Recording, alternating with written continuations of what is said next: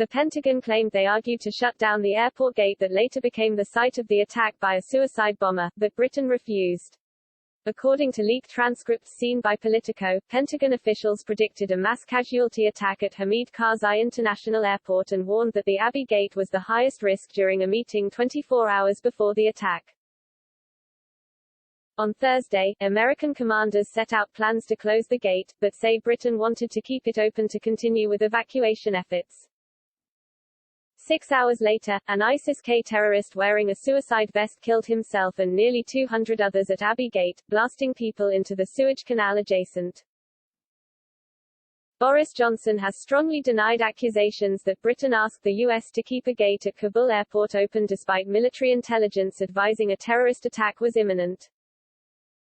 The Prime Minister's official spokesman said, "It's simply not true to suggest that we pushed to keep the gate open." In response to the change in travel advice ahead of the attack last week, the UK moved operations out of the Baron Hotel.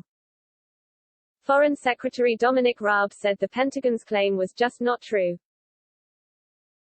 He added, "We coordinated very closely with the US, in particular around the ISIS-K threat which we anticipated, although tragically were not able to prevent, but it is certainly right to say we got our civilians out of the processing center by Abbey Gate." But, on Tuesday, BBC Newsnight exposed emails showing that Afghan nationals were instructed by officials at the British Embassy to go to Abbey Gate on the day of the suicide attack, after the UK Foreign Office had issued guidance warning people not to go near Kabul airport. The emails sent by the British Embassy told people to use the Abbey Gate, near to the Baron Hotel, and another email asked a former Afghan interpreter whether he was in the right place. It read, "Please advise that you are at the correct gate. Abbey Gate on Hawa on Shawasi Street."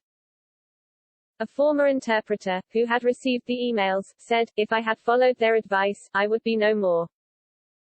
I said I want because I don't feel safe as the situation was getting worse. It would be madness to go there and that saved my life. It was our own judgment that saved our lives." Mohammed Niazi, an Uber driver from Hampshire, Musa Popal, a shopkeeper from North London, and a British child were among those who died in the Kabul attack. Zora Popal said her father was waving his British passport at US troops when the explosion occurred. Ms. Popal said her mother survived the blast, but Mr. Popal's 14-year-old grandson Hamid was still missing. She said, "My mother, she had to crawl away, covered in blood and pieces of people. She saw everything. There was blood everywhere," she told us, "and they were slipping in it when they were trying to get up. It was so loud that some of them are still deaf and can't hear each other. It was a living nightmare for them." Ms. Popal said her mother's documents had been destroyed in the bombing, and that she is still in danger, stranded after the UK's full withdrawal on Saturday. Survivors of the blast accused American troops of opening fire on the thousands of evacuees, after the suicide bomb went off. Mr. Niazi's brother, Abdul Hamid, said he was killed during the firing in the aftermath of the blast.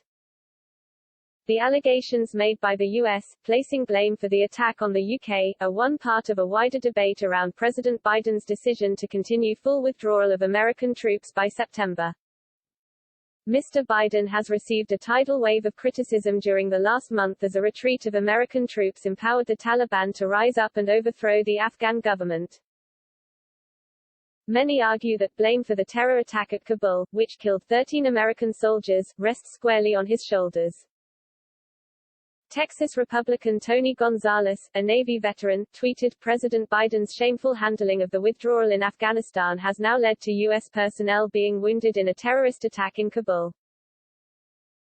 What do you think? Join the debate in the comments section.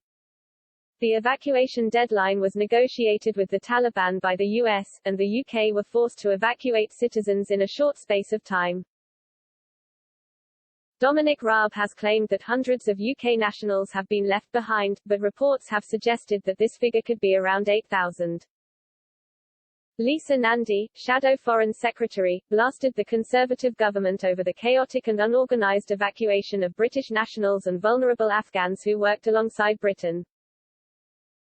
She wrote on Twitter, they had 18 months to plan for evacuation, but the foreign secretary hadn't spoken to the Afghan or Pakistani foreign ministers for 6 months. With thousands left behind, this is utterly shameful. Who do you think is to blame for the ISIS-K terror attack? Vote now and tell us more about your opinion in the comments section below.